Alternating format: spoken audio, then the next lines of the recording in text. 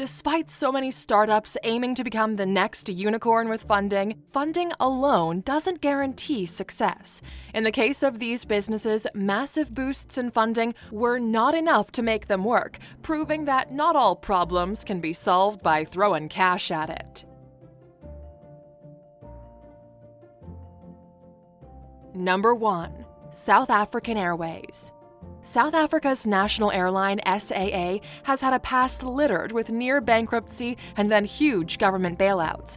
You might think people ride around on elephants in Africa, but that's not true. South Africa is a fast-developing, largely cosmopolitan country with plenty of other airlines successfully competing in the capitalist economy. The most recent bailout was $1.8 billion from the deep-pocketed government. This is to help the airline resume operations now that national COVID-19 travel bans have lifted. But before takeoff, SAA has to settle creditors' debt to the tune of 3/4 of the payout. The rest will be used toward retrenchment packages and for working capital. Number 2. Essential products. You might think all your startup needs is an injection of funding and you'll be a market competitor. Well, if essential products is anything to go by, then no amount of funding will help some startups.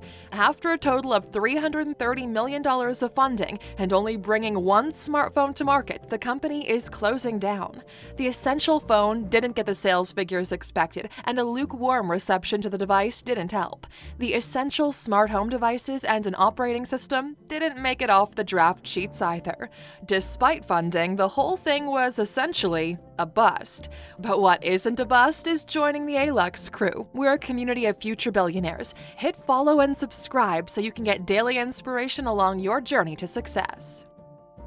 Number 3. LeSports. LeSports scored high in the funding department, but it was only an early lead with no follow-through. The Hong Kong-based sports streaming company is part of LeEco, a mainland China-based conglomerate with 99 problems and cash flow a big one. LeSport has mounting debt from unpaid rent, which eventually forced their sudden closure, but it's also confirmed that LeSport had 30 subscription-related complaints filed with the Consumer Council. So, exactly how much funding had they received before this big bust? Well, a whopping $1.7 billion was secured from funders, and yet it still wasn't enough to secure a touchdown. Number 4. Solyndra. One way to irk your investors is to fudge figures to attract their monies and then fail to deliver. If Solyndra was a movie, this would be their trailer. We'll admit solar energy is a tough game to be in. Even China's Suntech Power and the US's First Solar are struggling to make a profit and stay afloat, but their struggles are nothing compared to the mistakes made by Solyndra. They drummed up funding to the tune of $1.22 billion and then went after a $535 million loan guarantee from the U.S. Department of Energy. However, after a 4-year investigation in 2015, the Inspector General's office released a scathing report showing that Solyndra's officials gave inaccurate information to mislead the Energy Department to secure their loan. That aside, Solyndra did continue to make money moves, one being looking into licensing out its copper indium gallium selenide, or CIGS technology. Number 5. Theranos. Now a company that will need an official trailer for their movie is Theranos, which will star Jennifer Lawrence as Elizabeth Holmes. Forbes named Holmes the youngest and wealthiest self-made billionaire, all thanks to a revolutionary blood testing tool. The company was valued at $9 billion, and now, nothing.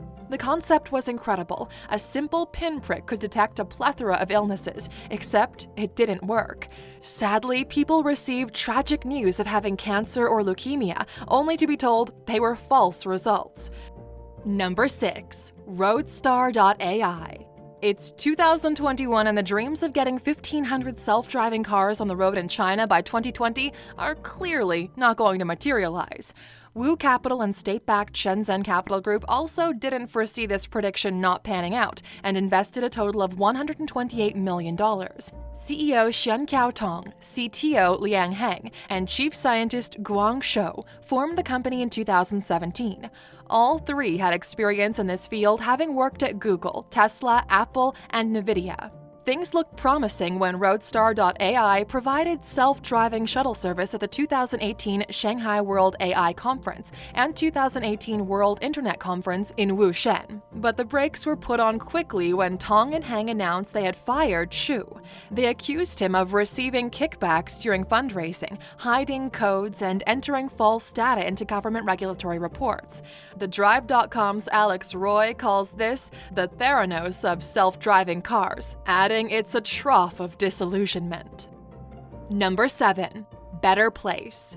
This venture-backed business developed and sold battery charging and battery switching services for electric cars. Shai Agassi launched the Better Place electric car company in Israel in 2007. He had a big dream: to help end the global auto industry's reliance on oil, and big investors loved the idea, from HSBC Group, Morgan Stanley, General Electric, Vantage Point Capital Partners, and the conglomerate Israel Corp, its biggest shareholder. Between them, they invested $850 million. The idea was excellent. The batteries on electric cars are hellishly expensive, which drives the cost of the vehicle up. Better Place invented a removable battery that could be swapped out at a battery switching station within 5 minutes by robots. What a pleasure! You wouldn't have to wait for your car battery to charge. The company was faced with all sorts of hurdles, though, from local authorities delaying the progress for various reasons, to Better Place's assumption that all car manufacturers would develop cars with removable electric batteries. Only Renault bit. Sadly, Better Place didn't get to charge their glasses as they filed for bankruptcy in 2013. Number 8. 7 Dreamers Laboratories, Laundroid. Aluxers, imagine a machine that's a washing machine, dryer, ironing, and laundry and folding robot all rolled into one. Well, 7 dreamers decided to turn imaginary wonderings into reality. They developed the Laundroid, and it was meant to do all that and more, except despite $104 million in funding, it was a failure, and 7 dreamers filed for bankruptcy in Japan. They had a less ambitious device which just sorted and folded laundry, but at times couldn't even do this task on a simple t-shirt. Since then, a California-based company has launched Foldimate, which also is a machine that folds laundry, and apparently it works. If you've had experience with this, we would love to hear from you. Number 9. WeWork. Valued privately at $47 billion at one stage, the company in its most basic form was a co-working company, which at one stage was Manhattan's largest private tenant. What worked well in WeWork's success was they didn't merely rent co-working spaces, but included financial, legal, IT, and everything else needed to run a successful business.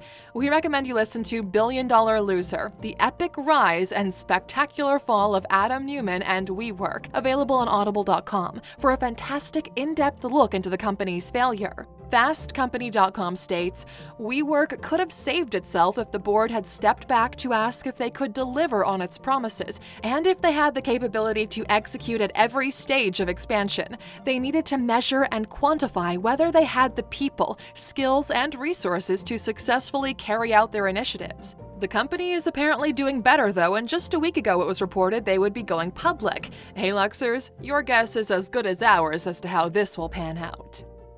Number 10. Jawbone. Founded as Alux.com in 1999, tech and wearable company Jawbone was once worth over $3 billion. They'd hoped to have a good go in the wearables market with their Jawbone fitness tracker, but with stiff competition and lengthy legal battles with Fitbit, the company suffered severe financial loss. The company originally made military-grade audio headwear but branched out by adding Bluetooth speakers and wearable tech. Problems dogged the company with inventory shortages, the departure of several executives, and terrible customer service. It was a recipe for disaster. They entered liquidation in 2017. Number 11. Juicero.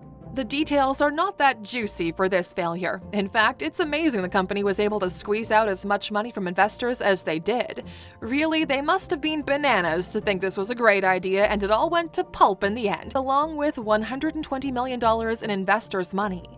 This $400 juicing machine worked with pre-packaged fruits and vegetables that you would pop into the machine and it would work to squeeze out the contents. You could only buy the pre-packaged bags if you owned a Juicero machine.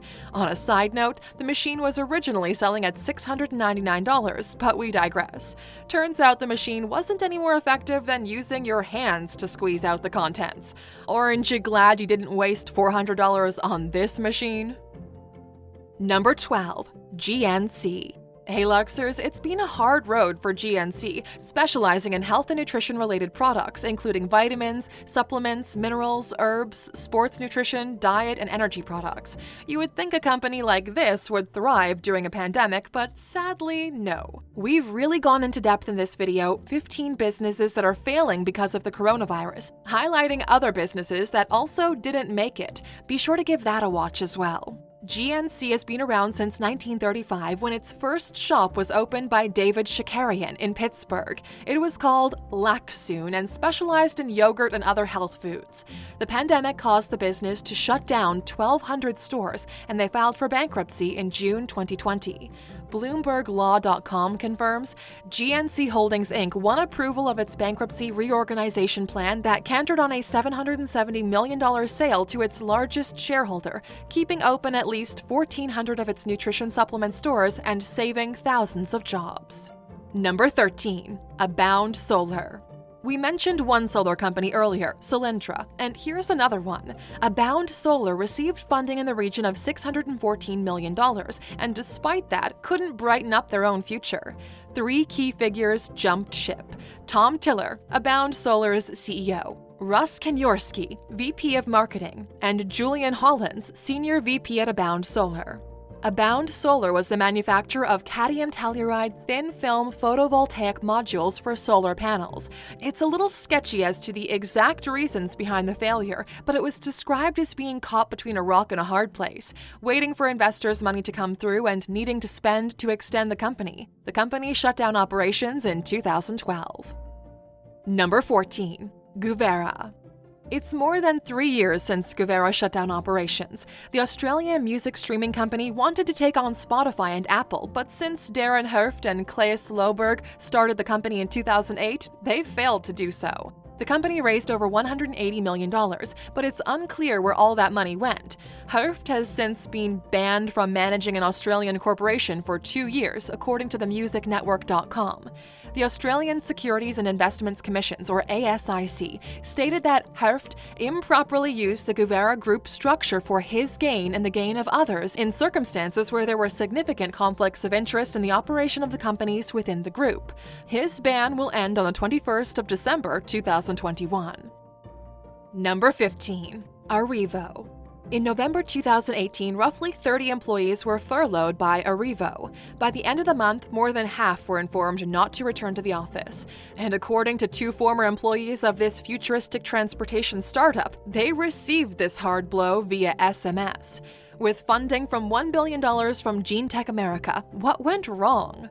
Let's find out. The company didn't have a long run, having started in 2017 by Brogan Bambrogan, a former SpaceX engineer. The company had hoped to commercialize a Hyperloop, which is a proposed mode of passenger and freight transportation, according to Wiki. Reports suggest Arrivo had a very tense working environment. Guidance wasn't paramount, and there was a severe lack of planning. Eventually, it was the inability to secure a Series A funding for their project that led to the company's demise, and they did arrive at their projected destination.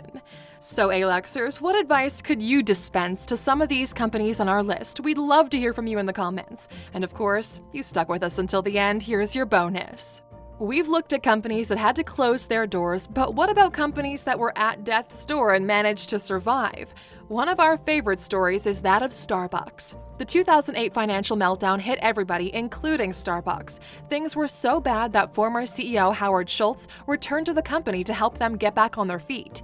Business Insider says Starbucks grew too fast and just couldn't keep up. Schultz opened communication up to patrons and took suggestions to see how they could improve their stores. All locations were closed briefly, staff retrained, and more focus was put on social media and the right advertising campaigns.